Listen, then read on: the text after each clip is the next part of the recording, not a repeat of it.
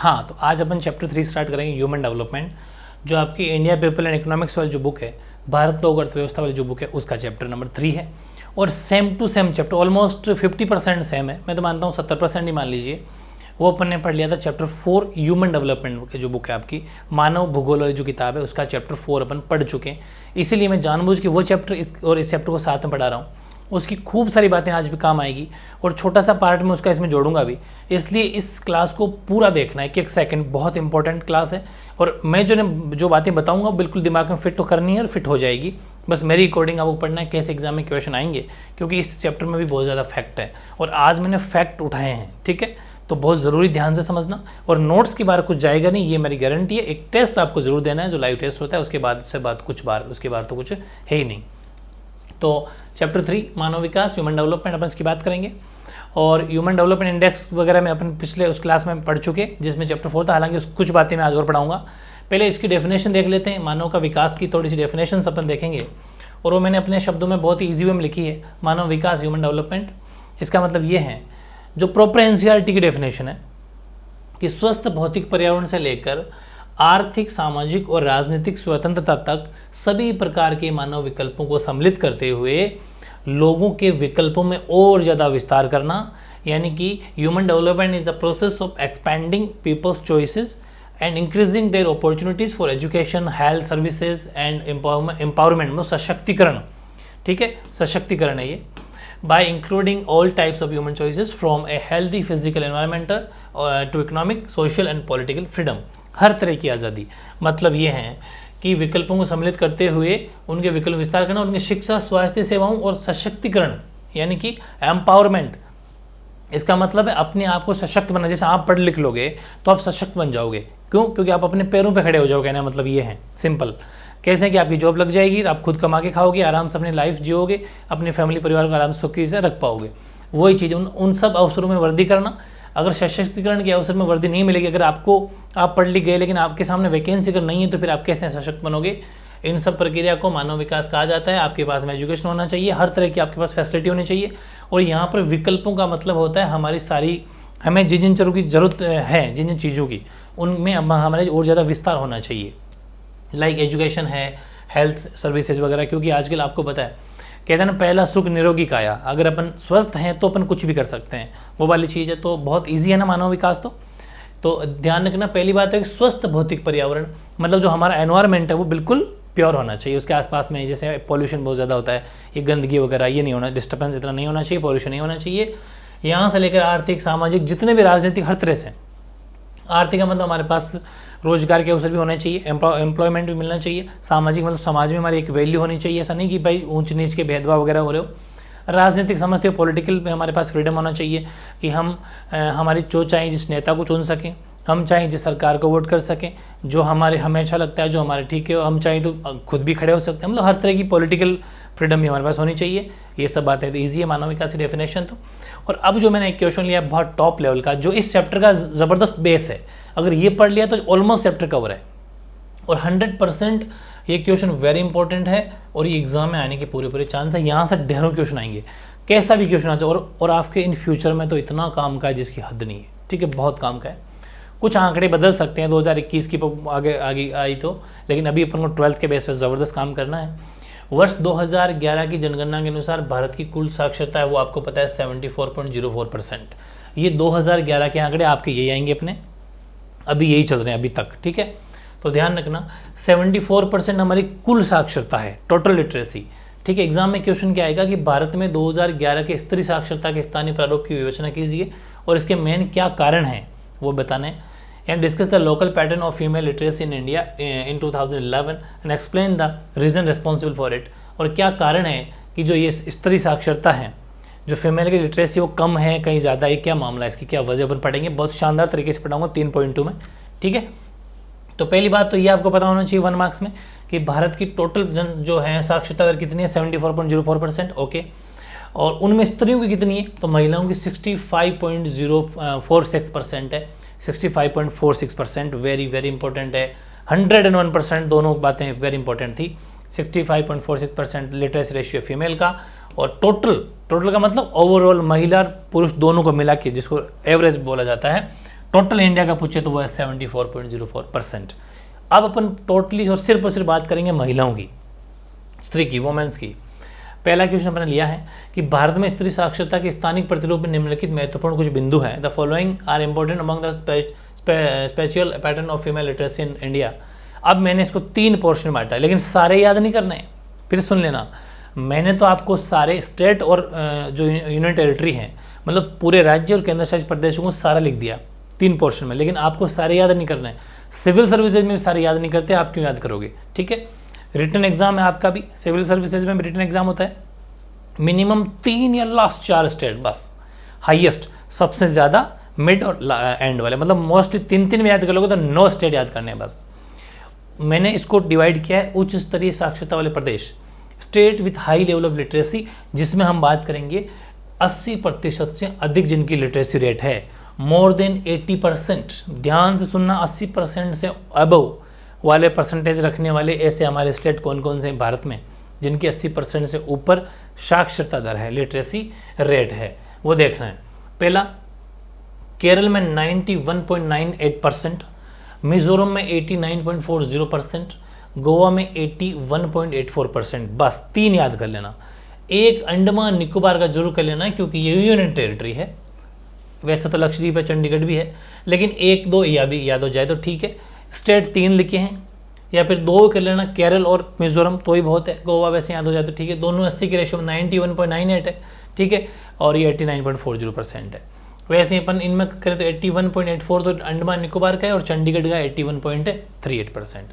हालांकि मैंने दिल्ली वगैरह का ही लिख दिया है, लेकिन आप कोशिश करना कि मेनली 2-2, 3-3 याद करना ही करना है, बाकी कोई बात नहीं है। लक्षद्वीप 88.25%, दिल्ली का 80.93% है, पुडुचेरी का 81.22% है। हो सकता है इतने सारे आंकड़े अगर याद ना हो, लेकिन 2-2 के, 2 टॉप लेवल के, 2 मिड के, 2 लास्ट के पक्का कर लेना, अगर 3-3 में नहीं कर पाते हो, क्योंकि आंकड़ों में मिस्टेक्स हो जाती है। इसका एक ही काम है कि जब मैं आपका टेस्ट लूँगा तो उस टेस्ट को बार बार देते रहना, फैक्ट सारे याद हो जाएंगे, ठीक है, ये बात है। तो ये अपन ने पढ़ लिया। फिर सेकंड बात करते हैं अपन मध्यम स्तरीय, यानी कि state with medium level literacy, जिसकी 70 से 80% के बीच में, 70 से 80 के बीच में, वो है अपने दमन और दीव 79.59%। ये अपना यूनियन टेरिटरी हो गया, केंद्र शासित प्रदेश हो गया। हिमाचल प्रदेश वापस राज्य आ गया 76 पॉइंट, मतलब एक यूनियन टेरिटरी याद कर लो। फिर सुनो मेरी बात, मैं आपको एक ज़बरदस्त आइडिया बताता हूँ। देखो, जिसको पूरे याद हो जाते हैं तब तो कहना ही क्या, लेकिन मेरी बात मानना आप कि 2 तो स्टेट याद कर लेना, 2 स्टेट और 1 यूनियन टेरिटरी, मतलब 1 केंद्र शासित प्रदेश। 2 तो राज्य, ठीक है, और 1 हो जाएगा केंद्र शासित प्रदेश। बस इतने सा आपको इनके आंकड़े याद कर लेना हर टाइप में। इसमें 2 राज्य और 1 केंद्र शासित प्रदेश याद कर लेना, जो मैंने बता दिया आपको, अंडमान निकोबार, और 2 स्टेट ये हो गए, मतलब सॉरी केरल और मिजोरम हो गए। फिर इसमें वापस 2 स्टेट, जिसमें एक तो हिमाचल प्रदेश याद कर लेना, महाराष्ट्र याद कर लेना, बहुत है 2, और दमन और दीव एक हो गया यूनियन टेरिटरी। बस 2 स्टेट और 1 हो जाएगा यूनियन टेरिटरी, ये बात है। 2 राज्य और 1 केंद्र शासित प्रदेश। अगर जिसको कम याद रहते हो आंकड़े, और ये बात सही है, आंकड़े कम याद रहते हैं, तो इनको आप इतना भी लिख दोगे ना, मार्क्स नहीं कटेंगे, प्रॉपर आंसर हो जाएगा, ठीक है। छोटा ही क्वेश्चन आएगा, ज़्यादा बड़े क्वेश्चन नहीं आएंगे। फिर भी अपन देख लेते हैं। महाराष्ट्र का इतना, नागालैंड का 76.69% है, मेघालय का 73.78%, पंजाब का 71.34%, सिक्किम 76.43%, तमिलनाडु 73.86%, त्रिपुरा 83.15%, गुजरात 70.73%, उत्तराखंड 70, उत्तराखंड का तो बड़ा मस्त है 70, और बंगाल का 71.16%, ठीक है। ये चीज़ें आपको आई थिंक याद हो गई होगी। कुछ अपना लॉजिक लगा लेना जहाँ पर भी आपका लॉजिक लगता हो। 4, 3, 7, 7 गुजरात में बढ़ते, हमेशा गुजरात में बिजनेस बढ़ता है तो मतलब 70 आगे 73, ऐसा कुछ मतलब अंदाज़ा लगा लेना। मैं तो मेरे हिसाब से कुछ कोडवर्ड सेट करके रखता हूँ, आप भी उस हिसाब से कोडवर्ड सेट कर लेना। बाकी मेरी मानो तो ये करना, 2 स्टेट के 1 यूनियन टेरिटरी याद कर लेना, बहुत है, ठीक है। हर में मिड में भी 2, हाई वाले में 2, और एक 2-1, और इसमें भी 2-1, जो निम्न है सबसे कम, उसमें भी कोई 2 राज्य यूनियन टेरिटरी याद कर लेना अगर हो तो। जैसे कि आंध्र प्रदेश का 59.74% है, जम्मू कश्मीर का, मतलब ये अपन बात करें 70 से कम जिनका लिटरेसी रेट है, जम्मू कश्मीर 58.08, हरियाणा 66.77, और राजस्थान 52.6, राजस्थान की हालत ख़राब है काफ़ी, यूपी 59.26, बिहार 52.33, अरुणाचल 59.57, असम 67.27, झारखंड 56.21, ओडिशा 64.36, छत्तीसगढ़ 60.59, मध्य प्रदेश 60.02, दादर नागर हवेली, ये यूनियन टेरिटरी हो जाएगी। ठीक है, एक तो ये कर लेना, कोई 2 स्टेट याद कर लेना, बस शानदार आंसर हो जाएगा। 2 स्टेट 1 यूनियन टेरिटरी। जिनको याद नहीं होता उनके लिए ऑप्शन बता रहा हूँ, मार्क्स नहीं कटेंगे, प्रॉपर आंसर आएंगे। ठीक है, कैसे हैं कि तीनों में 2 2 2 6 तो राज्य हो गए, और 3 एक यूनियन टेरिटरी, मतलब 6 और 3 9, शानदार आंसर बन गया, कोई टेंशन नहीं है। वैसे भी 2 मार्क्स में क्वेश्चन आएगा, इससे बड़ा नहीं आएगा इसमें। फिर इस क्वेश्चन में आपको पूछा था ना, देखो ये पूछा था, क्वेश्चन ये था कि स्थानीय प्रारूप को समझाओ, समझा दिया अपने 3 पोर्शन में 1 2 3। फिर उसने पूछा कि रीजन भी बताना है उसे, क्या कारण, रिस्पॉन्सिबल ऐसे क्या रीजन है। तो रीजन में मैं लिख देखो 1 2 ये 3 तो अपने इस आंसर में हो गए, ये इसके रीजन है, क्या क्या उत्तरदायी कारण है। रिस्पॉन्सिबल रीजन्स कौन कौन सा है, फीमेल लिटरेसी एंड वेरिएशन। अपन ये फीमेल लिटरेसी की बात करें, पूरी कितनी करें, महिलाओं की, वुमेन्स की बात करें, जो भी अभी तक बात करिए। ठीक है, तो इसमें पहला है निर्धनता, बिल्कुल से पॉवर्टी, मतलब ये कहने का मतलब ये है कि इन एजुकेशन सिस्टम कहीं ज़्यादा कहीं कम, ये क्या मामला है। राजस्थान के अंदर, यूपी में इतना कम क्यों है महिलाओं की स्थिति पढ़ाई लिखाई में। तो पहला काम है गरीबी, पॉवर्टी मेन कारण है, ये तो सीधी सी बात है। अगर निर्धनता रहेगी, गरीबी रहेगी, तो सीधी सी बात है वो नहीं पढ़ा पाएंगे उतना। दूसरा ये भी है सोशल डिस्क्रिमिनेशन अगेंस्ट वुमेन, ये बिल्कुल सही सुना होगा आपने। स्त्रियों के साथ, हालांकि आजकल काफ़ी सुधार हो रहा है, लेकिन स्त्रियों के साथ अभी भी थोड़ा बहुत सामाजिक भेदभाव होता है। जैसे कि समाज में क्या होता है कि आप स्टार्टिंग से देख लो, बच्चे का जन्म होता है, लड़का लड़की है, तो लड़की को घर में पढ़ाएंगे, आसपास के गवर्नमेंट स्कूल में भेज देंगे, लेकिन लड़के को बड़े इंग्लिश मीडियम स्कूल में भेजेंगे, बड़े स्कूल में भेजेंगे, और जब वो 12th पास कर लेगा तो कॉलेज के लिए बाहर भी भेज देंगे, कोचिंग में भेज देंगे, बाहर विदेश भी भेज देते हैं, या फिर बड़े शहरों में भेज देते हैं पढ़ने के लिए। लेकिन लड़कियों कहते हैं कि नहीं तू तो अपने ये पढ़ ले, प्राइवेट कॉलेज कर ले। बहुत जगह, सब जगह नहीं कह रहा, लेकिन काफ़ी जगह आज भी गाँव वगैरह में हालत ये है। तो वो भी एक कारण है इनका कम पढ़ाई करने का। तीसरा कारण है प्रादेशिक विषमताएं, रीजनल इनइक्वलिटीज़ भी है, बिल्कुल कहीं कहीं ऐसी कंडीशन है जहाँ पर आसपास में नहीं है स्कूल वगैरह, इतनी फैसिलिटी नहीं है और नहीं जा पाती, को और भी कारण हो सकते हैं। ठीक है, और चौथा, स्त्रियों पर अनेक सामाजिक प्रतिबंध भी है, many social commitments on women, ये भी अपन देखे होंगे बहुत सारी महिलाओं के साथ में। ये बहुत सारे के अपन देखते रहते हैं कि नहीं लड़कियों को ज़्यादा नहीं पढ़ना चाहिए, 4 दीवारी वाला, मतलब अपने घर का काम कर लेना चाहिए। बहुत सारी जगह सुना होगा, नहीं इतना ही बहुत है, वो सब ऐसे बहुत सारे अनेक सामाजिक प्रतिबंध उनके हैं कि नहीं ऐसा ऐसा ज़बरदस्ती थोपे हुए। तो ये 4 रीज़न ऐसे हैं जिन वजह से महिलाओं की जो लिटरेसी रेट है वो थोड़ी कम है। ठीक है, ये अपन ने पढ़ लिया। अब अपन नेक्स्ट क्वेश्चन लेते हैं, वो है निर्धनों में सामर्थ्य की गिरावट के लिए निम्न 3 अंतर संबंधित प्रक्रियाएं कार्यरत हैं, कौन कौन सी। The following 3 inter related process are employed for the decline for affordability among the poor. मतलब जो निर्धन लोग हैं, क्वेश्चन को ध्यान से समझना, छोटा सा 2 मार्क्स में आएगा, कि जो गरीब लोग हैं उनके सामर्थ्य, जो सामर्थ्य का मतलब जैसे कि आपका एक सामर्थ्य, अपना एक सामर्थ्य होता है कि यार मैं 10 घंटे का पढ़ने का सामर्थ्य है, इतनी मेरी कैपेसिटी है, इसका मतलब आप कैपेसिटी से ले सकते हो। ठीक है, हिम्मत, सामर्थ्य। तो ये कह रहे हैं कि गरीबों का सामर्थ्य कम क्यों हो गया, क्या मेन कारण है। तो मैं सबसे पहले अगर आपको बताऊं, तीसरा कारण अगर पहले बोलूं तो आपको ज़्यादा समझ में आएगा, तीव्र गति से बढ़ती बीमारियां और दुर्घटनाओं के कारण व्यक्तिगत सामर्थ्य में कमी आई है। ये आपने देखा होगा आजकल इतनी सारी बीमारियां, आपने सुना भी होगा दादा परदादाओं से, हमारे नाना नानी से कहते होंगे कि पहले के लोग बहुत मजबूत हुआ करते थे, इतना इतना काम कर लेते थे, ये वो सब, क्योंकि थोड़ा खान पीन भी उनका अच्छा था। आजकल हर खाने में मिलावट आ रही है, हालांकि गाँव में तो अभी भी थोड़ा बहुत ठीक है, अपनी खुद की सब्जी पैदा कर लेते हैं फार्म हाउस पे, या फिर कुछ सारी दूध वगैरह घर का मिल जाता है। लेकिन बाकी सिटीज़ में बहुत हालत ख़राब है। अभी आप देख लीजिए दिवाली के मौके पे कितना दूध मिलावट आ रहा है, मिक्स में मावा जो आप खरीद रहे हो खुश हो के, सारी मिठाइयाँ एकदम ख़त्म है, बहुत ज़्यादा मिलावटी दूध, मिलावटी सब कुछ, मिठाइयाँ मिलावटी मावा, बहुत हर चीज़ में। तो मतलब हर वजह से बीमारियाँ बढ़ रही है, इस वजह से फिर दुर्घटनाएँ हो जाती है चलते ही। तो ये सब कारण है, इससे आदमी का जो सामर्थ्य है उसमें कमी आ रही है। दुर्घटना हो जाएगी, लूला लंगड़ा हो जाएगा, तो फिर वो क्या कमाए खाएगा, फिर प्रॉब्लम हो जाएगी उसके, खूब सारी बीमारियाँ पीछे पड़ जाती, तो भी आदमी सामर्थ्य कम होता है। ये आपने पढ़ लिया। तो अब मेरी बात सुनो, अब ये दोनों भी समझ में आ जाएंगे। विस्थापन एवं दुर्बल होते सामाजिक बंधनों के कारण भी सामाजिक सामर्थ्य में कमी आई, बिल्कुल सही है। विस्थापन का मतलब समझते होंगे, एक जगह से दूसरी जगह जाना। फिर दुर्बल होते सामाजिक सामर्थ्य का, सामाजिक बंधन, आजकल वो प्यार मोहब्बत, वो आपसी रिलेशन उतने अच्छे नहीं रहे। आजकल सब अपने कहते हैं ना मुतलबी हो गए। तो अब ये भी एक वो हो गया कि सब अपना काम निकला और बात ख़त्म। तो ये भी एक वो गलत है, सामाजिक बंधन वो भी उतने अच्छे नहीं रहे। इस वजह से भी सामर्थ्य में थोड़ी कमी है। ये पहले मिलजुल के कब सब लोग काम कर लेते थे। मैं एक बात बताऊँ, एग्जांपल दूँ, अगर आपने कोई पुरानी कहावतें सुनी हो तो ऐसा कहते हैं कि गाँव के अंदर तो दही छाछ घी सब आपस में शेयर कर लेते थे, कभी भी किसी से मोल खरीदते नहीं थे। कोई भी चीज़ इसके जब इसके होगी तो ये वापस दे देता था, और जब आपस में खेत में काम करते एक दूसरे के साथ में ले आते, मतलब सब कुछ मिलके पैसा ही खर्च नहीं करना पड़ता था। आजकल कोई किसी पर विश्वास नहीं कर रहा, और वाकई खूब सारे लोग ऐसे हैं जो फ्रॉडी हैं, जो नहीं विश्वास करने लायक हैं। इस वजह से कहते हैं ना, एक मछली पूरे तालाब गंदा कर देती है, वो वाली चीज़ है। तो social capacity due to displacement and weakness social, ये हो गया। फिर विभिन्न प्रकार के प्रदूषण, यथा जल, वायु, ध्वनि, हर चीज़ में प्रदूषण, इसमें भी इंसान के सामर्थ्य में थोड़ी कमी आई है। तो decrease environmental efficiency due to various types of pollution such as water, air, noise, हर जगह पॉल्यूशन। सिटी में तो सांस अच्छी नहीं ले सकते आप, इतना पॉल्यूशन है। एयर पॉल्यूशन, पानी गंदा, हवा गंदी, नॉइस, शोर शराबा, मिट्टियाँ भी तो आपको बताई, हर जगह कचरा आवाज, तो मतलब हर जगह हालत ख़राब है ये चीज़ है। तो सिंपल 3 पॉइंट है। इन तीनों अंतर समेत प्रक्रियाओं का निर्धनों के जीवन की गुणवत्ता तथा मानव विकास में कुछ उल्टा यानी प्रतिकूल प्रभाव पड़ा है। All these 3 interrelated process have advance impact on quality of little poor and human development. उन सब पे quality of life of the poor of human development, उस पर असर पड़ा है। फिर अब एक क्वेश्चन लेंगे, मानव विकास रिपोर्ट। इस मानव विकास रिपोर्ट को पढ़ने से पहले एक बार वापस में थोड़ा सा वापस फ्रेश बैक जाऊँगा, जो अपना चैप्टर 4 था ह्यूमन डेवलपमेंट का, मानव विकास वाले चैप्टर 4 को एक बार देखना चाहेंगे। एक बार जरूर देखो इसको आप।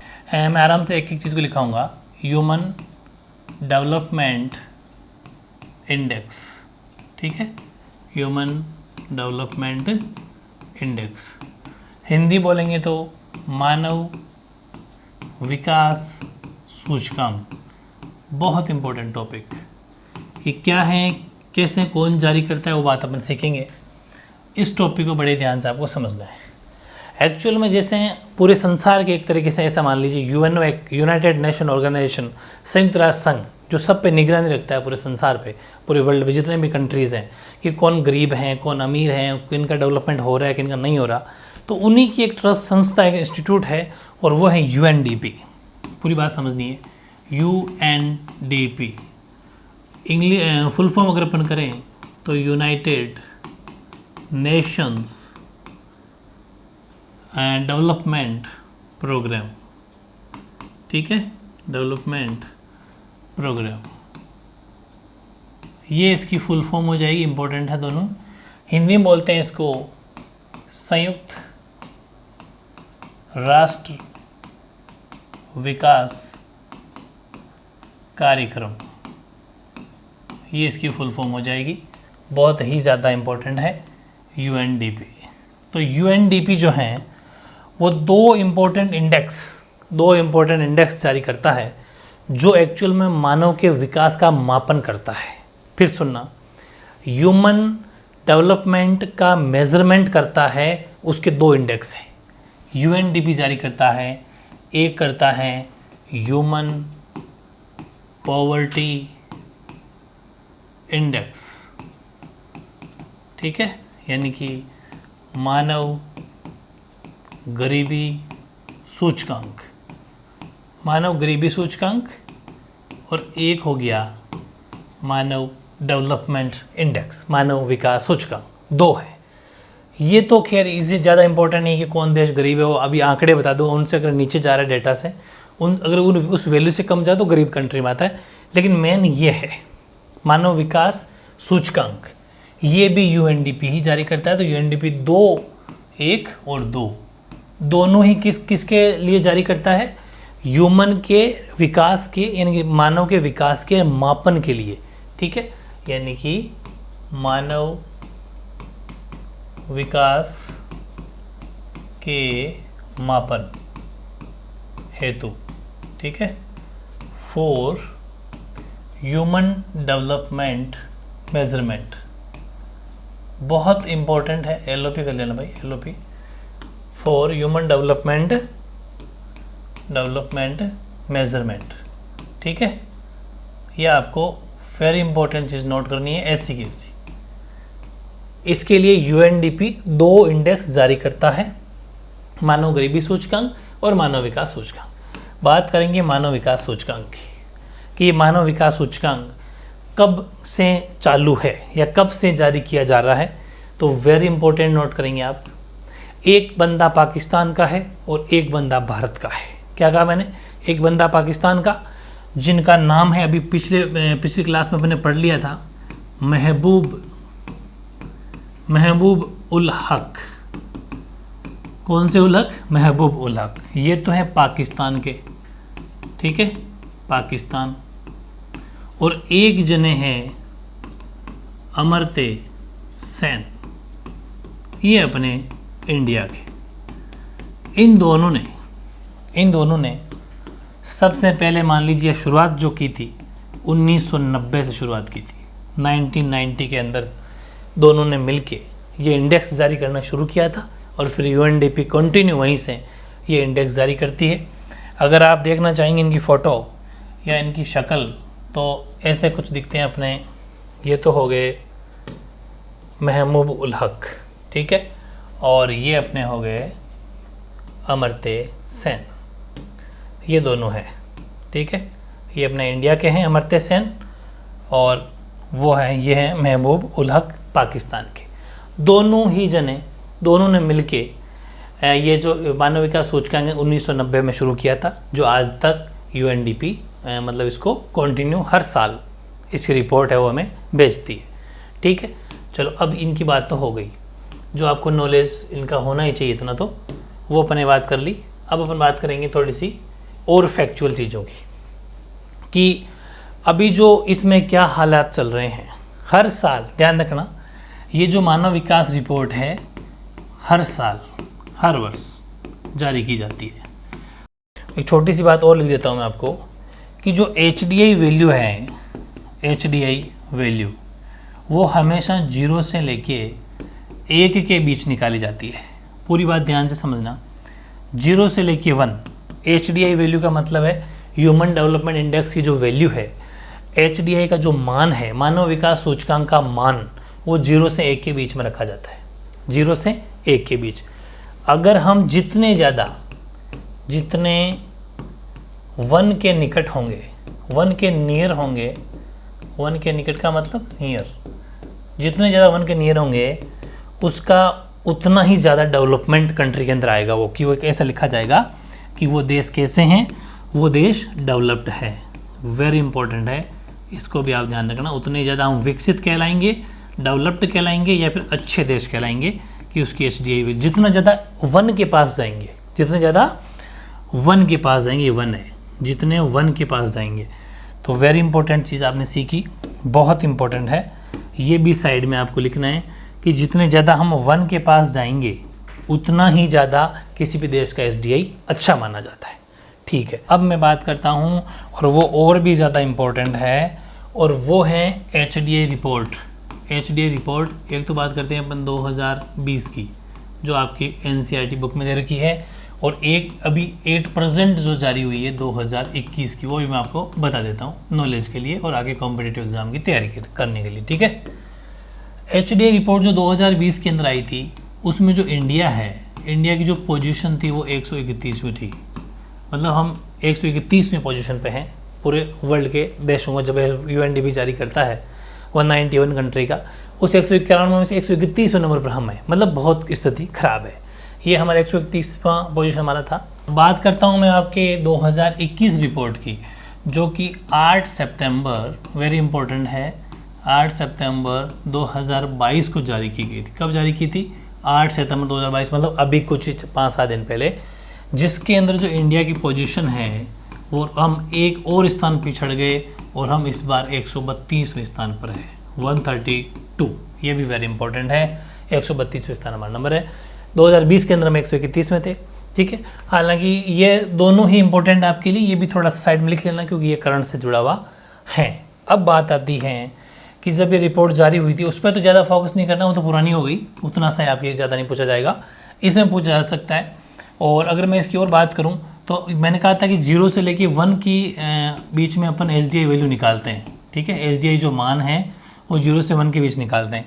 तो इस रिपोर्ट के अनुसार जो हमारी HDI वैल्यू आई थी वो आई थी 0.633, ठीक है, यानी लगभग आधे से ज़्यादा। 1 के पास उतना नहीं है, लेकिन हमारी जो HDI वैल्यू आई थी वो 0.633 थी।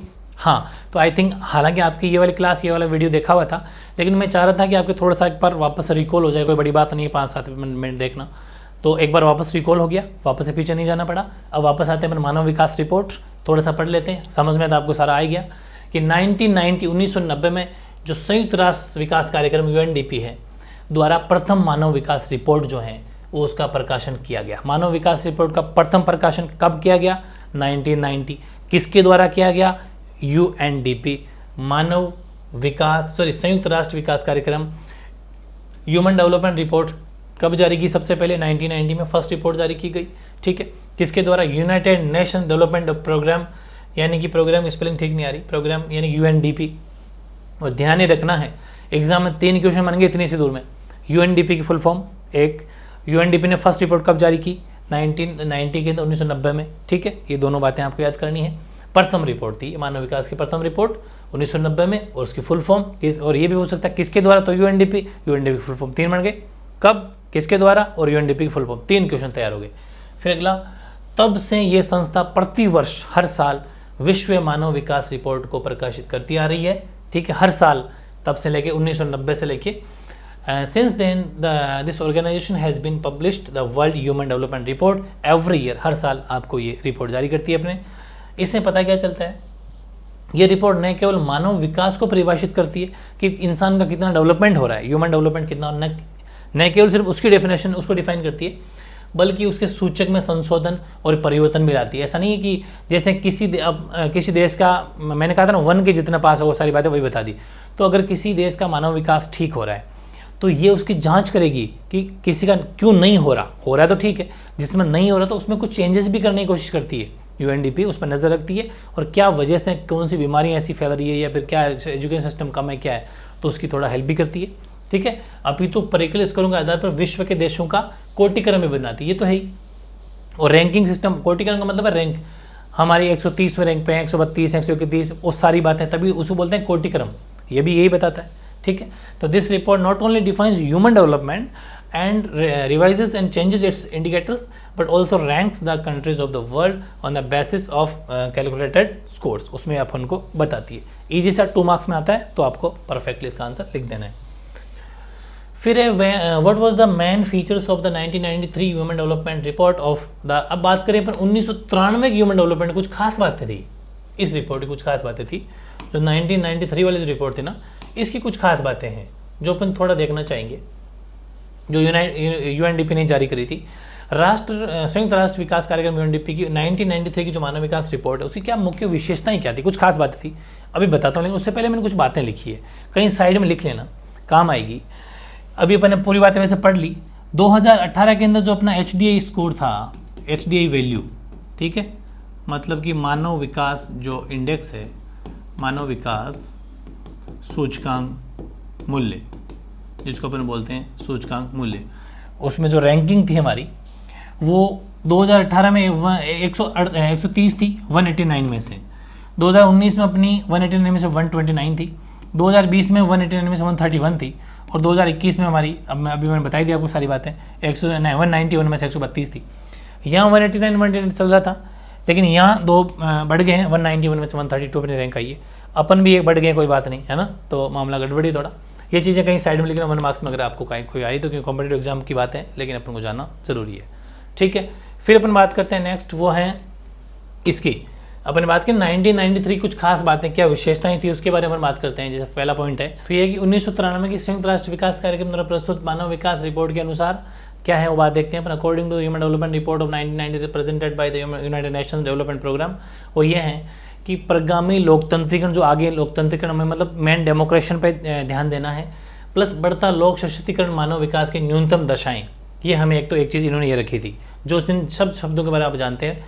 Progressive democratization, increasing people's empowerment, मतलब मानव कैसे सशक्त बने, उनको रोजगार के साधन मिले, अपना मतलब एम्प्लॉयमेंट बढ़े, और minimum condition for human development, और जो मेन ये है वो ह्यूमन डेवलपमेंट की मिनिमम इन्होंने न्यूनतम जो है वो दशाएं बताई। फिर इन्होंने एक सबसे बड़ी बात ये सेकंड वाला पॉइंट में कही, इस रिपोर्ट में आगे ये उल्लेख है, चाहे अगर फर्स्ट पॉइंट आपको ना भी याद रहे, लेकिन ये याद जरूर रख लेना कि विकास लोगों को केंद्र में रखकर किया जाना चाहिए, न कि विकास लोगों के बीच में। बहुत बड़ी चीज़ है, जैसा कि पहले होता था। मतलब it was further mention in the report that development should be done with people in centre and not with development among people as was the case earlier, जो ऐसा पहले होता था। कहने का मतलब ये है कि लोगों को बीच, मतलब हमेशा सबसे पहले लोगों का, इंसानों का ध्यान रखो। ऐसा नहीं है कि बस सिर्फ इकोनॉमी बढ़ाने के लिए, देश के बारे में सोचने के लिए खूब जगह आप किसी चाहे एनवायरनमेंट हो, पर्यावरण हो, उनका नुकसान कर रहे हो, उसको मत देखो। पहले इंसान का डेवलपमेंट होना चाहिए। पहला काम कौन है? पहला इंसान है। मतलब लोगों को सेंटर में रखो, केंद्र में किसी रखना, विकास को लोगों को केंद्र में रख के रखना, मतलब मेन लोगों का ध्यान रखना, पीपल का। 2 बातें इसके अंदर, ज़्यादा इंपॉर्टेंट नहीं है, थोड़ा सा देख लेना। इस वाले क्वेश्चन की बात कर रहा हूँ, इस वाले की, ठीक है। फिर बात आती है मानव विकास की प्रकृति का निर्धारण किन कारकों द्वारा किया जाता है। What factor determine the nature of human development. तो इसके बारे में अपन देखते हैं कि मानव जो विकास है उसके नेचर जो है, प्रकृति का निर्धारण किन कारकों द्वारा किया जाता है। तो मानव विकास सूचकांक में निम्न स्कोर अल्प, एक बात तो ये लाइन लिख देना ऐसे चाहो तो, वरना जरूरत नहीं है।